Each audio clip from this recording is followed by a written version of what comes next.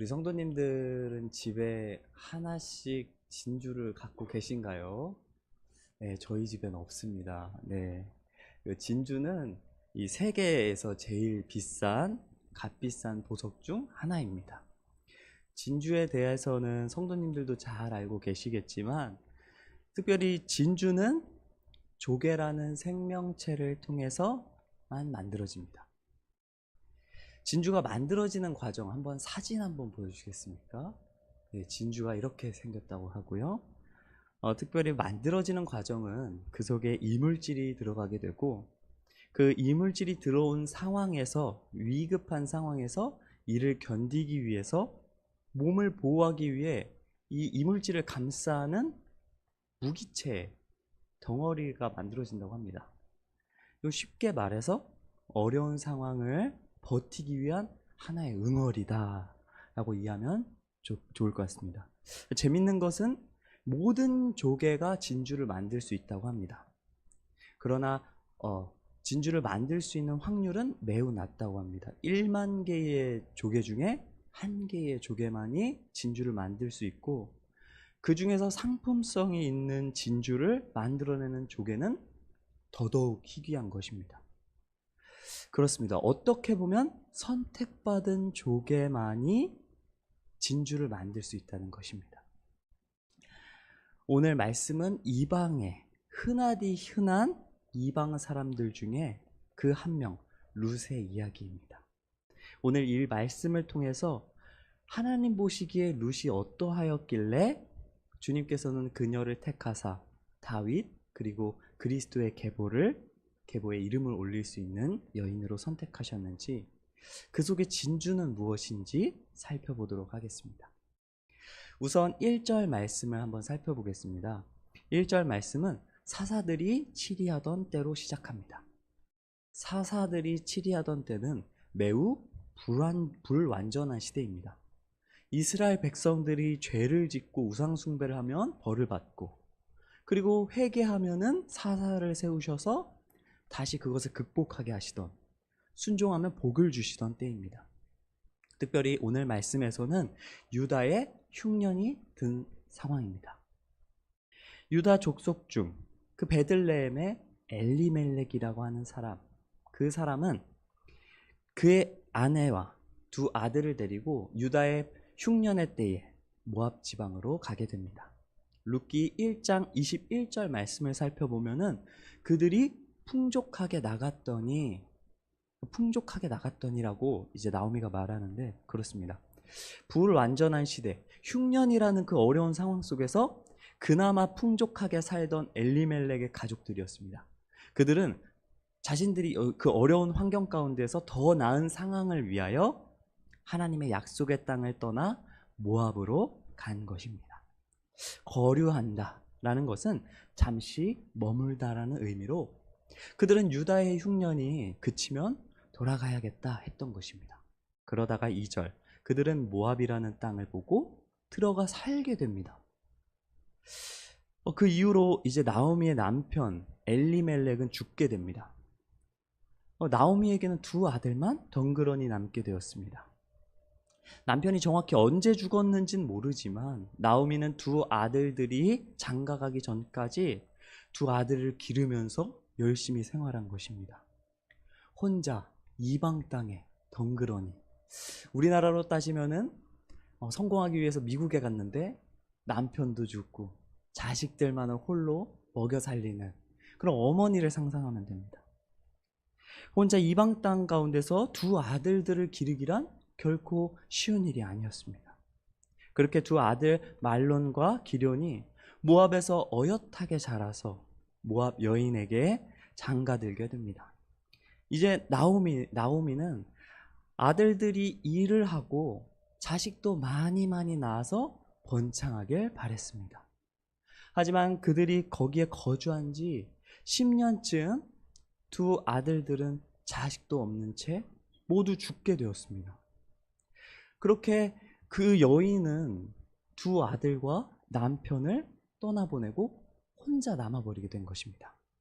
나오미는 흉년이라는 혹독한 상황에서 유다를 버리고 모압으로 성공을 위하여 자신이 모압에서 성공해서 당당히 유다로 돌아가리라. 아니면 그 땅에서 번성해서 아주 풍요롭게 살리라 생각했을 것입니다. 그렇게 남편과 자식들만을 바라보며 살았지만 자식들이 어엿이 자라고 어른이 되었지만 나중에는 다 죽어버리고 자신이 원하던 대가족을 이루며 아름답게 살 것을 상상했지만 그 모든 것이 물거품처럼 사라지게 되었습니다. 어떤 불의한 사고로 그들이 죽었을까? 어쩌면 남편과 아들들은 똑같은 죽음으로 당하지 않았을까? 수많은 의문들, 남편과 아들들에 대한 그 죽음은 성경은 다 대답해 주시고 있지 않습니다. 그들이 왜 죽어야 하는지, 나오미에게는 그 상황이 왜 허락되어야 하는지, 갑갑한 나오미의 심정만 이야기해주고 그 나오미의 심정을 우리는 공감할 수밖에 없는, 그 답답함만을 공감할 수밖에 없는 상황인 것입니다. 이제 엘리멜렉 집에 남은 사람은 나오미와 두 며느리밖에 남지 않았습니다. 그러던 어느 날 모압 지방에 소문이 돌기 시작했습니다. 여호와께서 자기 백성을 돌보시기 시작했다. 그들에게 양식을 주기 시작하셨다. 유다의 흉년이 들었을 때 더 풍족한 모압으로 떠났던 그녀는 모압 땅에 자신에게 흉년이 든 것과 같은 그 상황에서 남편과 두 아들들은 모압에 묻어두고 다시 풍족해진 유다 땅으로 돌아가려고 하는 것입니다. 자신이 풍족할 때에는 흉년이 든 유다 땅에서 하나님의 돌보심이 보이지 않았습니다. 하지만 이제 자신이 완전히 마르게 된 상황 가운데서 다시 하나님을 찾으며 유다 땅으로 돌아가는 것입니다. 그렇게 나오미는 두 며느리와 함께 일어나 모압 지방에서 베들레헴으로 돌아가려고 했습니다. 자신이 돌아가려고 이렇게 보는 순간 문득 생각이 나는 것입니다. 두 며느리들은 무슨 잘못이 있는가? 나는 돌아가서 그냥 어찌저찌 힘 없고 그냥 남은 인생 의미 없이 살면 되지만 내 며느리들은 무슨 잘못인가? 내 며느리들에게는 돌아갈 땅 모압이 있고 그리고 그들의 가족이 있지 않은가? 그렇게 나오미는 두 며느리들과 돌아가려고 할 때 두 며느리들에게 자신의 집으로 돌아가라고 말합니다. 남편들과 나를 너네가 선대하였으니 하나님 여호와께서도 너희를 선대하셔서 너네가 돌아갈 때 하나님 꾸짖지 않으실 거야. 너네 가서 부모님한테 돌아가고 남편도 만나고 위로받고 행복하게 살으렴 하며 울고불고 길 한복판에서 서로를 붙잡고 울고불고 얼싸안고 입 맞추고 다른 사람들이 보면 왜 저러나 싶었을 것입니다. 그렇습니다. 그들의 모습을 통해 보면은 그들이 얼마나 한 가족으로서 서로 사랑했는가를 볼 수 있습니다. 이를 보면서 요즘 가정 가운데에서 특히 고부 갈등이 좀 있다라는 그런 좀 이야기를 듣는데 우리 모든 교회 성도님들께서는 그 가정에 시부모님, 장인 장모님 때문에 힘들다는 얘기가 나오는 것이 아니라 나는 그래도 우리 시어머니, 시아버지 때문에 우리 장인, 장모님 때문에 이곳에서 이 가족으로 있는 것이 너무 행복해 라고 말할 수 있는 가정 되시길 주님의 이름으로 축복합니다. 그렇습니다. 그렇게 그 두 며느리들은 어머니가 너무 좋아가지고 사랑해서 떠나지 않으려고 했지만 며느리들에게 어머니는 자신의 상황을 말합니다.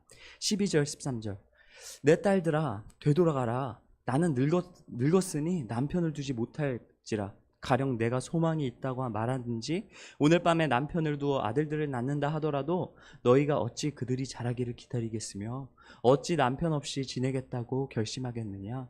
내 딸들아 그렇지 아니하니라. 여호와의 손이 나를 치셨으므로 나는 너희로 말미암아 더욱 마음이 아프도다 하매 나는 늙었다. 남편도 아이도 두지 못할 그런 답이 없는 상황에 처했으니 너넨 나를 버리고 가는 게 맞아. 너희가 있어서 내 마음이 더 미안하고 아프구나. 이제는 가라. 이 정도 얘기했으면은 제발 좀 가라. 이렇게 말하는 것입니다. 그렇게 그들은 다시 엉엉 울기 시작하면서 오르바는 가기로 마음을 정했습니다. 어머니를 떠나야겠다. 오르바의 결정이 결코 잘못된 것이 아닙니다. 그런 상황, 아주 목마르고 어렵고 자신에게 있어서는 다른 나라로 가서 막막한 그 상황 가운데 어머니를 떠나고 나를 위하여서 따뜻한 나의 집, 나를 보살펴주는 집으로 돌아가는 것은 정말 현명한 상황인 것입니다.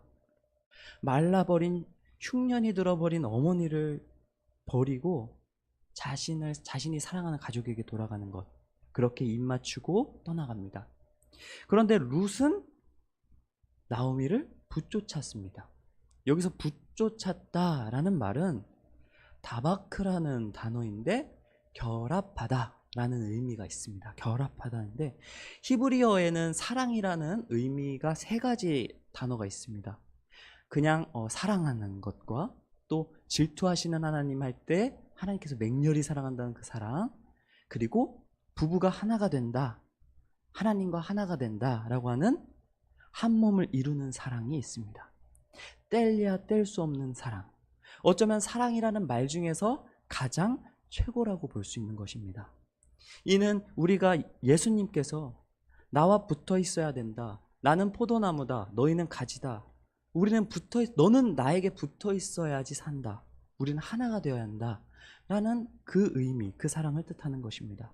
그렇게 룻은 나오미를 사랑하여 꼭 붙잡고 따라다니는 것입니다. 메말라 버려서 생명이 없어 보이는 나오미를 어떤 이유에서인지 그녀는 쫓아가겠다고 이렇게 이야기하는 것입니다. 룻은 나오미를 너무나 사랑하는 것입니다.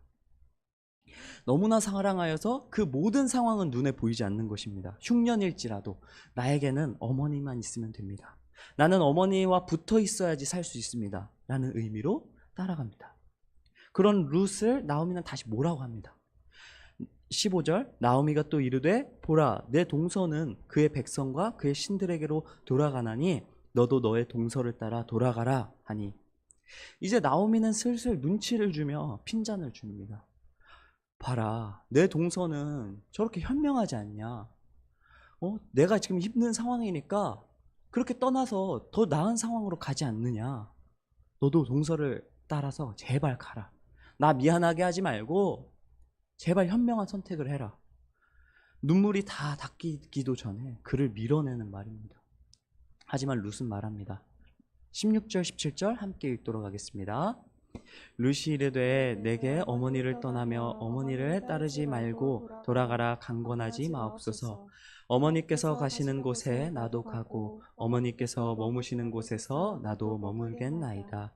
어머니의 백성이 나의 백성이 되고 어머니의 하나님이 나의 하나님이 되시리니 어머니께서 죽으시는 곳에서 나도 죽어 거기 묻힐 것이라.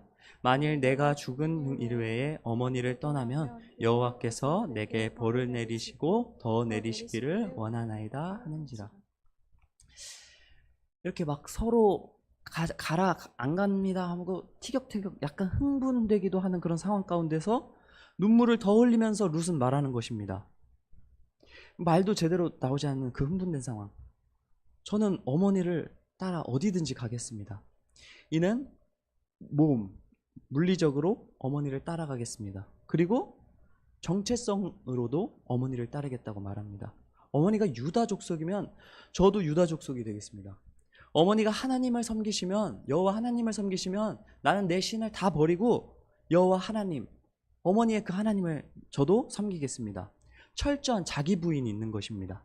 그리고 어머니와 나를 떼어놓을 수 있는 것은 죽음밖에 없고, 죽을지라도 어머니가 묻힌 곳에 저도 묻혀서 우린 죽어서도 함께 있을 것입니다. 그 어느 것도 우리를 갈라놓을 수 없습니다.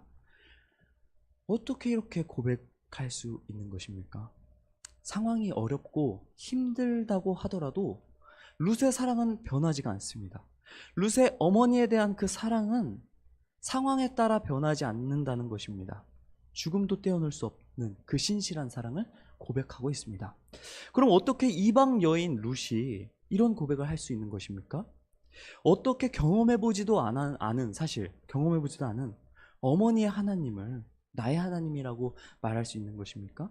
그럼 도대체 어머니의 하나님은 도대체 어떤 하나님이십니까?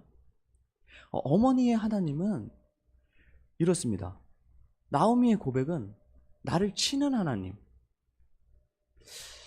치는 하나님을 봤다면은 룻이 자신의 하나님이라고 그 하나님을 선뜻 고백할 수 있는 것입니까? 그럴 수 없다라고 하는 것이 정상입니다. 하나님 무서운데 나 얼른 도망가야겠다. 이게 정상입니다. 19절 이후에 보면은 나오미가 자신을 말하라 불러달라고 하는 장면이 나옵니다. 그리고 21절에도 전능자가 나를 심히 괴롭혔다. 특별히 21절 말씀에는 내가 풍족하게 나갔었는데 여호와께서 나를 비어 돌아오게 하셨어. 여호와는 텅텅 비게 하시는 분이야. 여호와께서 나를 징벌하셨어. 여기서 징벌이라는 용어는 나에게 외치셨어 라는 의미고, 그 이후에 나오는 괴로움은 악을 뜻합니다. 그렇습니다. 여호와께서는 악함으로 나를 꾸짖으셨어. 내 악함을 꾸짖으셨어. 나를 혼내신 하나님이야. 그러니까 나를 즐거움이라고 기쁨이라고 부르지 마. 나는 완전 마르고 쓰고 고통받는 사람이야. 내 하나님은 그런 하나님이야. 그런데 정말 나오미에게 하나님의 외침이 꾸짖음과 악함이었습니까? 우리는 알고 있습니다. 나중에 나오미가 어떻게 되는지 말입니다. 나오미는 자신의 며느리, 자신의 딸과 같은 룻을 통하여 나오미란 이름의 회복이 일어나게 됩니다. 하나님은 신실하십니다. 사실 나오미가 떠났을 때, 남편이 죽었을 때, 그리고 아들들이 죽었을 때도 나오미와 함께 하신 것입니다. 그리고 신실하신 하나님께서 두 며느리 중에 한 여인을 선택하셔서 하나님의 마음을 주시고 신실한 며느리로 삼으셨던 것입니다. 나오미는 자신의 선택과 자신의 상황 속에서 완전히 말라버린 그녀에게 살 수 있는 기회는 오직 하나님밖에 없었던 것입니다. 근데도 나오미는 아직 알지 못합니다. 하지만 하나님은 알고 계십니다. 그래서 룻을 보내주십니다. 나 여호와 하나님은 나를 버리고 떠난 자들도 오게 하는 하나님이다. 나 여호와 하나님은 너희가 차별하는 자도 사용하여서 역사하는 하나님이다. 룻이 진정한 진주가 될 수 있었던 이유는 무엇입니까? 사실 룻도 떠나면 그만입니다. 떠나기만 하면 됩니다. 룻이 신실한 성격이 있어서 그렇습니까? 룻이 정말 모압 중에서 올바른 사람이니까 정말 대단하다 하면서 하나님이 선택하셨습니까? 모압 여인 중에 이 사람만큼은 정말 빛나더라. 와, 4대 성인이라고 불릴 만큼 룻은 대단하더라. 이래서 고르신 겁니까? 그렇지 않습니다. 분명히. 그리고 또 룻의 부모님이 모압 땅에서 죽어가지고 되돌아갈 곳이 없어서 룻이 그대로 있던 것입니까? 그렇지 않습니다. 분명히 2장 11절의 말씀에 보면은 부모와 고국을 떠났다고 나옵니다. 부모님도 멀쩡하게 살아 계십니다. 룻은 돌아갈 수 있으면 돌아갈 수 있고 현명할 수 있으면 현명할 수 있었습니다. 나오미를 선택한 이유는 하나님이 룻을 선택하셨기 때문입니다. 하나님은 오르바와 룻 중에 룻을 선택하신 것입니다. 룻을 통하여 나오미를 구원하시기로, 엘리멜렉의 그 가정을 다시 일으켜 세우시기로 작정하신 것입니다. 하나님은 룻을 사랑하셨습니다. 에서와 야곱 중에 야곱을 사랑하셨습니다. 하나님은 하나님이 선택한 사람을 사랑하십니다. 하나님은 선택하신 사람을 통하여서 역사하십니다. 하나님의 선택은 혈통과 환경과 모든 상황에 주어져 있지 않습니다. 하나님은 나오미를 선택하셨습니다. 모압에서 아들들은 다 죽을 수 있었지만, 아들하고 남편은 다 죽었지만 나오미는 살려주셨습니다. 그리고 룻을 데리고 올 수 있게 하셨습니다. 그리고 룻을 통하여 다윗, 그리고 예수 그리스도의 혈통을 준비하셨습니다. 룻기에서는 하나님이 직접 무엇인가를 말씀하시거나 무엇인가에 대해서 응답하는 장면이 나오지 않습니다. 하나님에 대한 그 인물들의 언급은 있지만 하나님은 한마디도 하지 않습니다. 우리의 일상 가운데 하나님의 섭리가 숨어 있다는 것입니다. 우리 일상 가운데 모든 섭리 가운데에서 하나님이 이끄신다는 것을 말씀해주고 있습니다. 오늘 우리는 어떠한 사람입니까? 성도님들은 세상 가운데서 지금 이 상황 가운데서 더 좋은 상황을 선택하셔서 가셔도 됩니다. 예배의 자리가 아닌 눈에 보이고 더 좋아 보이는 그 자리를 선택해도 됩니다. 우리는 하나님의 사랑을 받을 자격조차 없는 사람입니다. 하지만 어떻게 우리가 이 자리를 선택하여서 나올 수 있는 것입니까? 이는 하나님이 룻을 선택하신 것처럼 우리를 선택하셨기 때문입니다. 우리를 선택하셔서 이 자리에서 하나님을 알게 하시고 예배에 참여하게 하시는 것입니다. 예수님은 특별히 모든 사람을 선택하셨습니다. 모든 인류, 모든 사람을 위하여서 십자가형을 받아 죽으셨습니다. 그리고 그들에게 복음이 전해져서 사랑이 전해져서 그 사랑 안에서 다 함께 살아가길 원하십니다. 근데 예수님은 말씀하십니다. 누구야? 나를 믿으면 있잖아. 자기를 부인해야 돼. 예수님을 믿는 사람들의 상황을 정확하게 말씀해 주십니다. 누구야? 나를 믿으면은 자신을 부인해야 돼. 내가 섬김을 받는 것이 아니라 남을 섬겨야 돼. 형제에게 라가라고. 남을 뒷담화하거나 이래서는 절대 안 돼. 친절해야 돼. 때로는 복음 때문에 맞아야 돼. 때로는 복음 때문에 핍박받아야 돼. 십자가를 져야 해. 그 상황을 말씀하고 계십니다. 그러면서 그래도 나를 따르겠니? 말씀하십니다. 제자들은 이 말을 듣고 당연하죠, 예수님. 제가 따르겠습니다. 저는 할 수 있습니다. 이렇게 말합니다. 하지만 예수님이 붙잡힌 상황, 다 도망가게 됩니다. 인간은 그런 것입니다. 다 그런 것입니다. 상황에 따라 변하는 것이 우리 인간입니다. 그런데 예수님은 안 그러십니다. 예수님은 십자가를 지셨습니다. 예수님은 그리고 부활하셨습니다. 그리고 약속의 성령을 우리에게 주셨습니다. 그리고 성령을 받게 된 자들은 자신의 목숨을 버리면서까지 그 모든 것에 아멘하며 주님을 사랑한다고 고백하며 증인으로 죽는 것입니다. 예수님이 제자들을 선택하셔서 자신의 일을 다 마치시고 그들에게 참된 생명, 성령을 주셨기 때문입니다. 성령을 통해 전해지는 그 사랑이 뜨거워서 나의 죄악을 다 둘쳐낸다고 하더라도 붙어 있는 것입니다. 그 상황이 너무나도 뜨거워서 그 상황, 눈에 보이는 어려움, 눈에 보이는 손해, 눈에 보이는 그 모든 것들을 뛰어넘어 도저히 주님이 없이는 나는 살 수 없습니다.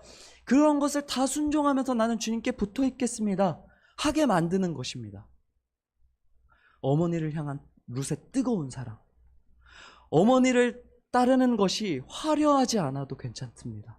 어머니를 따르는 것이 이 세상에서 가장 큰 고통이라도 나는 갈 것입니다. 나는 어머니를 따르고 어머니와 함께 죽고 어머니와 함께 묻히는 것이 내가 예수님이 그렇습니다. 그렇게 고백하는 것이 우리의 신앙의 고백이 되어야 한다는 것입니다. 우리는 진주입니다. 믿으십니까? 우리 안에 진주가 있습니다. 하나님의 신실한 선택이 우리 안에 있습니다. 우리를 통해 하나님은 영광 받으시고 그 영광을 나타내기 원하시는 우리는 세상에서 가장 값진 진주입니다. 우리 속에는 생명이 있는 것입니다. 고난과 고통, 그 어떤 것도 우리의 진짜 생명을 끊을 수 없는 것입니다. 그리고 그 고통과 고난이 있으면 있을수록 그래야만 진주가 되는 것입니다. 그 고통이 그리고 조개가 고난과 고통이 싫다고 그 물을 떠나가지고 밖으로 뛰쳐나가면은 진주를 만들 수 있겠습니까?